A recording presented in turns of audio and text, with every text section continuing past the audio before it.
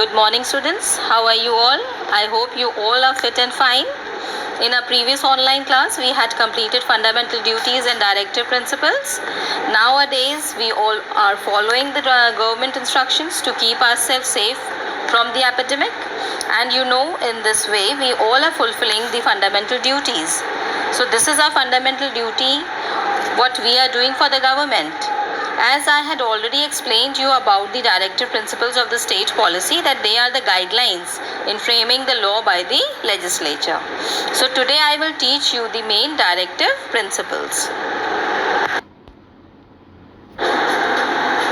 So dear students, the directive principles are classified in three different categories. The first one is the socialist directives, second is the Gandhian principles, and third one is the intellectual directive principles. So I am going to explain you the first one, the Gandhian principles. We find a very clear statement of the Gandhian principles in some of the directives, such as the promoting the interest of weaker sections of the people like SC and ST.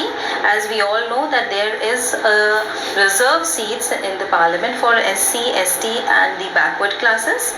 Second point, we can see that preventing the consumption of the liquor, as the prevention of the liquor is very important. Why so? Because the intoxicating drinks and drugs ruin lives and it destroys families and kills thousands of people, and it also brings people on the roads.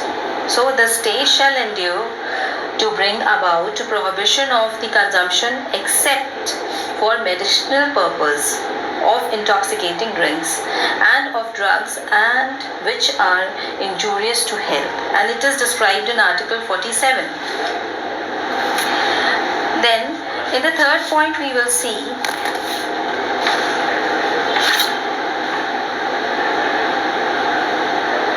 organization of the village panchayats, and the constitution directs the state to organize village panchayats and endow them to such power and authority as may be necessary to enable them to function as units of self-government. Means the directive principles help the village panchayats to organize themselves in a proper manner, to organize themselves to create the unity among the people, to provide all the necessary things for the people. So this is such kind of a help for the village panchayats.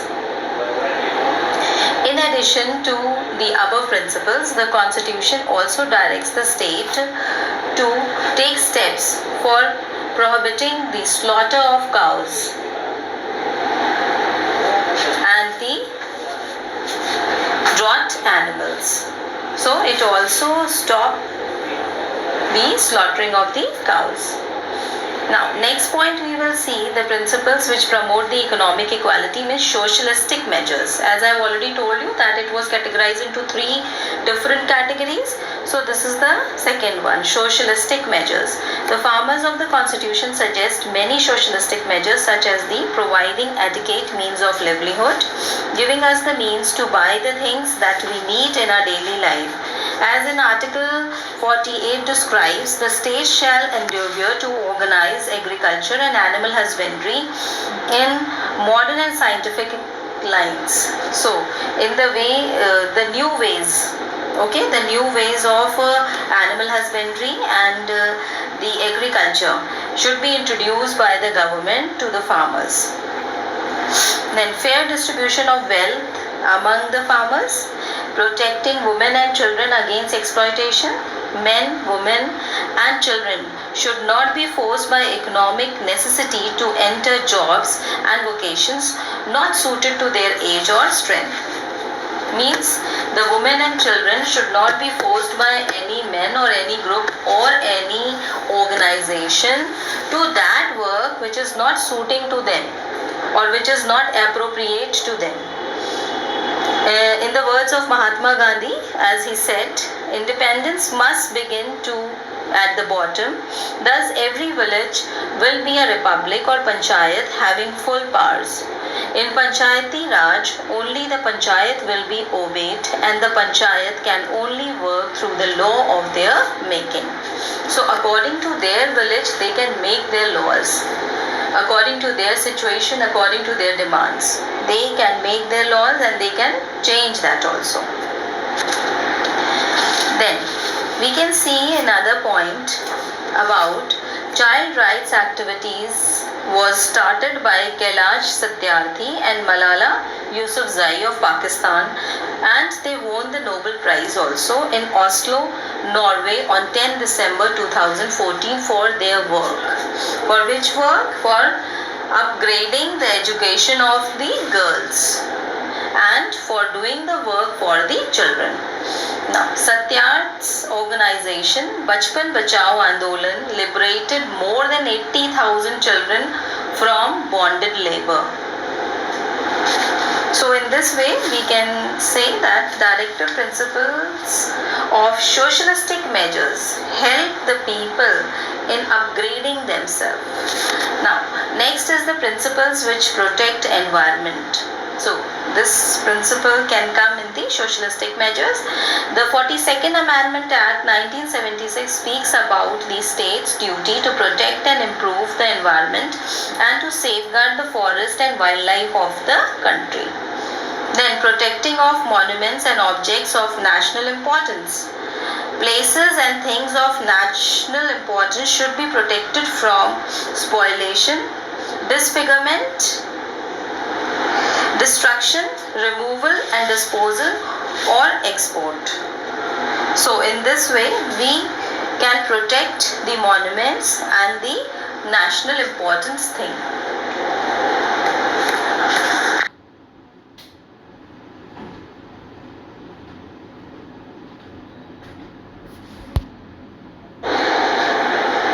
Do you know, children, the importance and utility of the directive principles?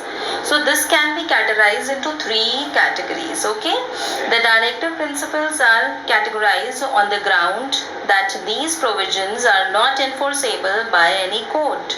But we are not prepared to admit that the directives have no utility at all. Means they are not at all enforceable by any court, but then too we cannot deny that these directives have no utility. They are very important for each and every citizen of our country. As in the first point describes that the directive principles highlight the national objectives. Although the directives are not justiciable, they tell us about the social and economic programs of a modern welfare state. And directive principles of the state policy aim to create social and economic conditions under which the citizens can lead a good life. They also aim to establish social and economic democracy through a welfare state. Directive principles promote an element of permanence in a democracy. In a democracy, power changes hands very frequently. Whichever party captures power, it shall have to implement these directives. It means that the party who is the ruling party has to follow the directive principles. Third point describes about sanctions behind the directive principles. It is wrong to say that the directive principles have no binding force at all. The sanctions behind the directives are of two kinds. First is the political and the legal. So far as political sanctions is concerned, the voters would judge the record of a government in the background of these directives. They may refuse to return to power a party which failed to carry out these obligations.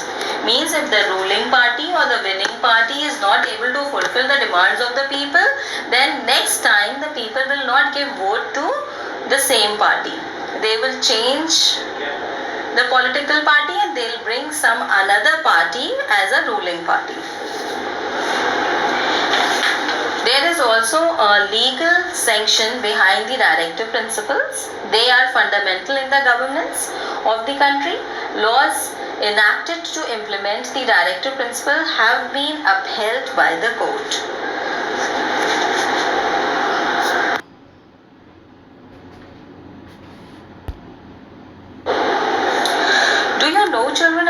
a welfare state? As we had learned about the directive principles of the state policy and their different categories, and you know the motto of the directive principles to create a welfare state. So, this is the point, that concept of a welfare state. What is the concept of a welfare state? The modern state is a social service state or a welfare state. The term welfare state is used to refer to a state which assumes broad responsibilities in the field of health, education, housing, and social security. Social security means the right to work or the right to state assistance in cases of unemployment, old age, sickness, and disabilities, such as a permanent physical or mental injury. Most of the directive principles proclaim that Indian state is a social service or a welfare state, because people are getting all the facilities from the government. So that is why Indian state is known as a social service or a welfare state. As you have heard that all kinds of facilities like unemployment, old age, sickness, disabilities, such as permanent physical or mental injury, if it can happen with anybody, so the government has some rule for providing the different facilities for that particular person. These things comes under the welfare state. Then in the next point, how India is a welfare state. How we can say that India is a welfare state? The Constitution of India seeks to secure to all its citizens justice, social, economic and political. The right to equality and right against exploitation are available to all the citizens. Okay, right to equality and right to exploitation are available to all the citizens. Means they can take action against of the exploitation in the court. The directive principles lay down the foundation on which a welfare state is sought to be built up in India. Some of the important directive principles require the state to secure to its citizens adequate means of livelihood, equal pay for equal work for both men and women, protection against exploitation, right to work, right to education, right to state assistance in cases of unemployment, old age, etc., early childhood care, and promotion of educational and economic interest of scheduled caste and scheduled tribes. Under directive principles, the state has to take steps for organizing village panchayats. So the village panchayats also comes in the directive principles, and organization of agriculture and animal husbandry as well.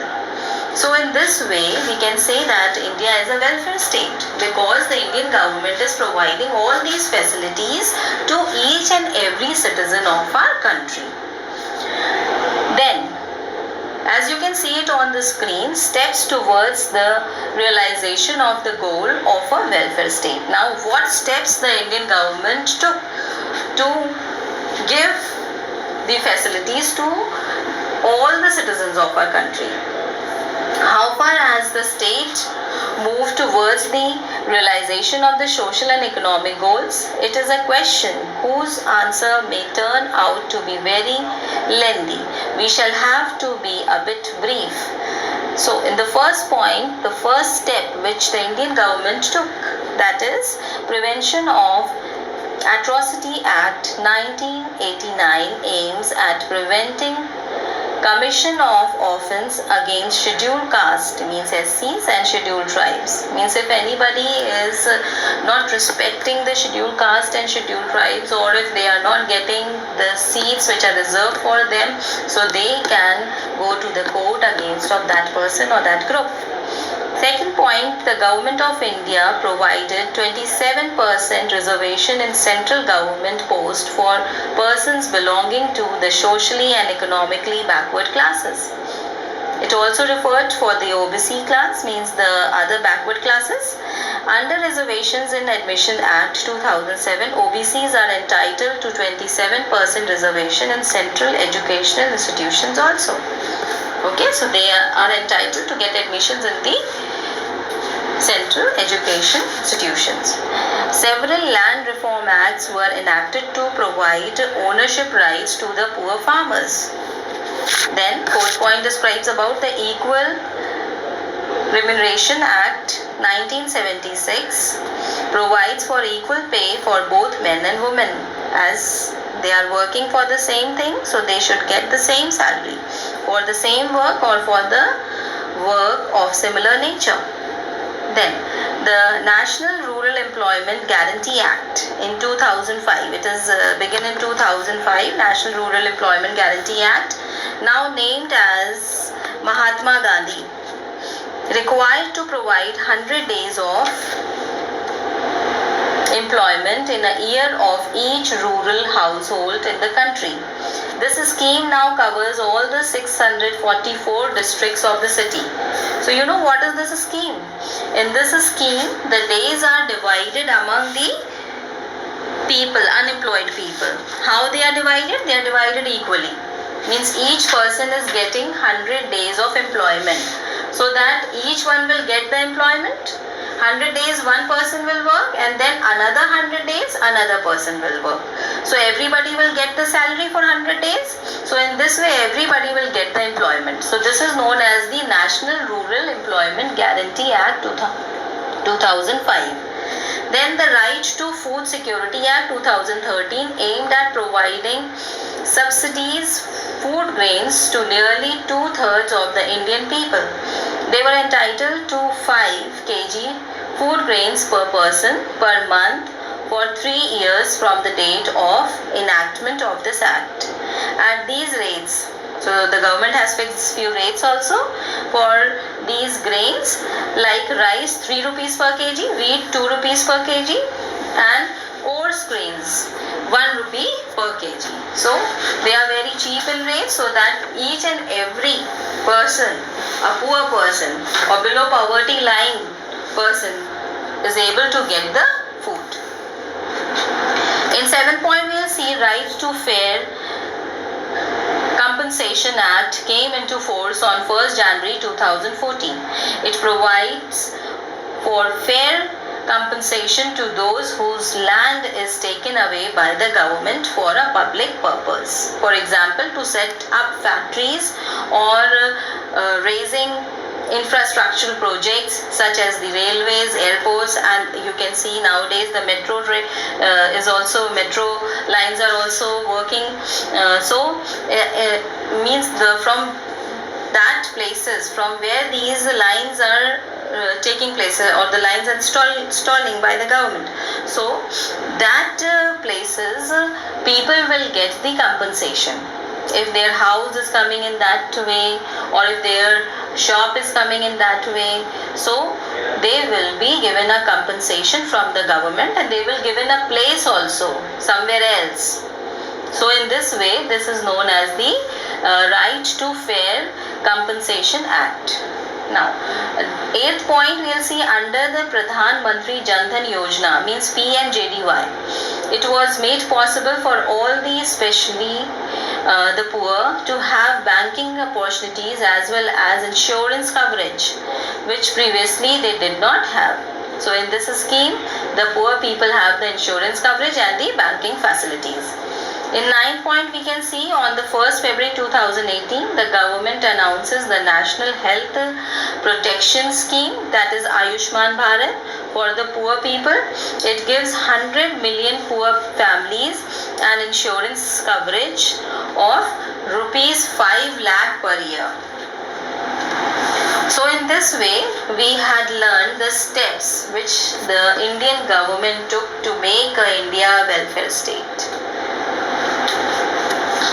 So as we had completed these points, once again I want to go through with the revision of the topics.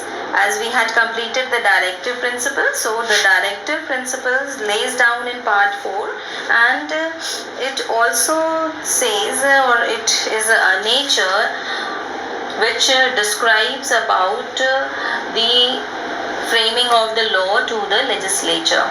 Okay, when the legislature makes the law, so it is just like a light. It is just like a guideline for the legislature to make the laws. Then we had learned about the characteristics of the directive principles. That is, the first one, the directive principles are non-justiciable rights of the people. If a directive is violated, no remedy is available to the aggrieved party. Second, the directive principles, though not justiciable, are fundamental in the governments of the country. It shall be the duty of the state to apply these principles in making the laws. Then I have told you about the different categories of the directive principles. The Gandhian principles, principles which promote economic equality, means the socialistic measures. Then principles which protect environment and protection of monuments and objectives of the national importance. Then we had learned about the utility and importance of the directive principles. It describes 3 points. The directive principles highlights the national objectives. Second, directive principles provide an element of permanence in a democracy. Third, directive principles sanctions behind the directive principles. Then we had learned about concept of a welfare state. The modern state is a social service state or a welfare state. The term welfare state is used to refer to the state which assumes broad responsibilities in the field of health, education, housing and social security. How India is a welfare state? Because India is providing all the facilities to each and every citizen of the country. Then we had learned about the steps. The steps are Prevention of the Atrocities Act 1989. Then the Government of India provides 27% of reservation of seats for the SC and SC. Then we have several land reform acts for the poor farmers. The Equal Remuneration Act 1976. Then the National Rural Employment Guarantee Act 2005, which has divided the days for 100 among the people. Then Fair Compensation Act, through which people are getting the compensation if the government is taking their house or shops. Then under the Pradhan Mantri Jan Dhan Yojana PMJDY, through which poor people are getting the banking facilities and the insurance coverage. So in this way we had completed the topic and our chapter also. I have given you an assignment, few questions related to the topic. So please complete it. Write all the answers in your history register. If you don't have the history register, write in any rough notebook. This is very important to write down the number of the assignment. Don't forget to write the number of the assignment. Thank you.